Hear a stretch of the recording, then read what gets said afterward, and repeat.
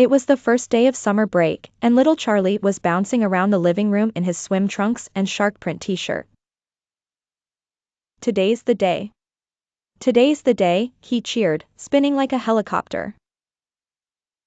Where are we going? He asked his mum. She smiled and whispered one magical word, the beach. Charlie grabbed his bucket, his blue sun hat, and his supersized sand shovel. As soon as they arrived, Charlie jumped out of the car and ran straight toward the wide, golden beach. His toes sank into the soft, warm sand. Ooh. It tickles, he giggled.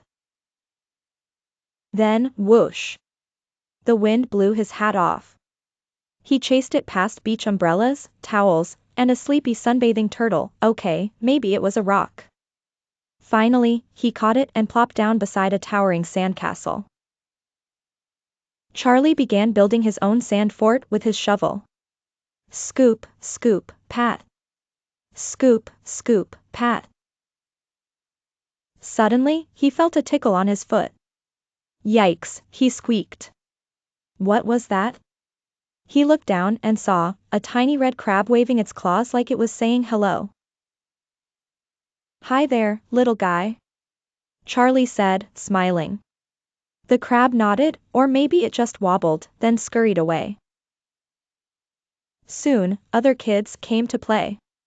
Leah, who brought seashells. Leo, who had a kite shaped like a dragon. And Noah, who could do a cartwheel in the sand, well, almost. Together, they made a giant beach town with sandy roads, tiny shell shops, and a seaweed garden. After so much digging, it was time for the waves. Charlie tiptoed to the water's edge. The ocean was blue and bubbly, like soda fizz. Whoosh! A wave rolled in and kissed his toes. Cold! Charlie shouted.